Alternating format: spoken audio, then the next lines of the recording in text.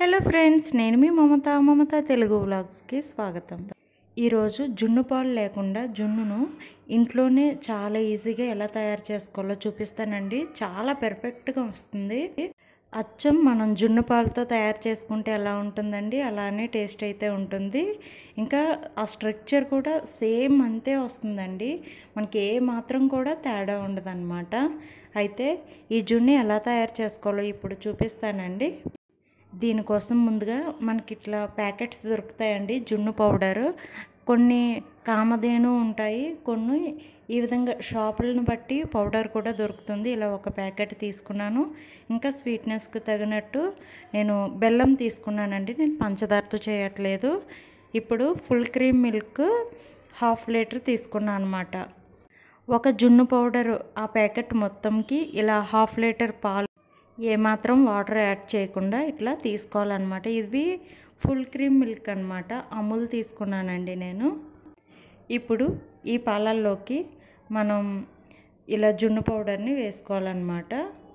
జున్ను powder packet వెనకవతల ఎలా తయారు చేసుకోవాలనేది ప్రాసెస్ కూడా ఉంటుందండి. డిఫరెంట్ లాంగ్వేజెస్ కూడా ఉంటాయి. ఇప్పుడు ఈ పౌడర్ని మనం పాలల్లో వేసుకుందాము.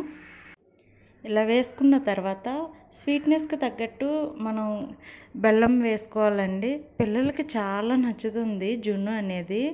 వాళ్ళు అస్తమానం అడిగినప్పుడు ఇట్లా ప్యాకెట్స్ దొరికినప్పుడు అవి తీసుకొని చేసుకోవాలి. ఇలా జున్ను పౌడర్ వేసుకున్న తర్వాత బెల్లం వేసుకున్నాక ఉండలు లేకుండా కలిపేసుకోవాలండి. బెల్లం మొత్తం చేతితోటి కరగదీసేసుకోవాలి. ఇప్పుడు దీనిలోకి మిరియాల పౌడర్ కూడా యాడ్ చేసుకున్నాను.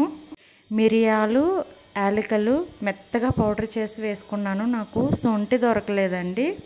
ఇలా పాలు రెడీ చేసుకున్న తర్వాత ఇప్పుడు ఒక వెడల్పాటి గిన్నె తీసుకొని దానిలో ఒక ప్లేట్ బోర్లించి పెట్టి దానిలో 1 గ్లాస్ వాటర్ యాడ్ చేసి మనం కలిపి పెట్టుకున్న పాల గిన్నె మిశ్రమం ఉంది కదా, ఆ పాల మిశ్రమాన్ని ఆ గిన్నెతో పాటుగా మనం దించేసుకొని ఆ గిన్నెలోకి ఇట్లా పైన మిరియాల పొడి, యాలక్కాయల పొడి ఇట్లా జల్లుకున్నానండి. ఇప్పుడు మూత పెట్టేసి మనం లో టు మీడియం ఫ్లేమ్, అంటే మరీ సిమ్లో ఉండకూడదు మంట, అలానే హైలో ఉండకూడదు.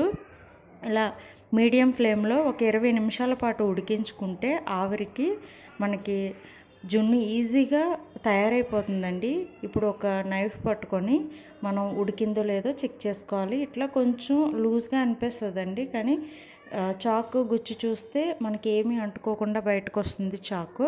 అప్పుడు మనకి జున్ను రెడీ అయిపోయినట్లే.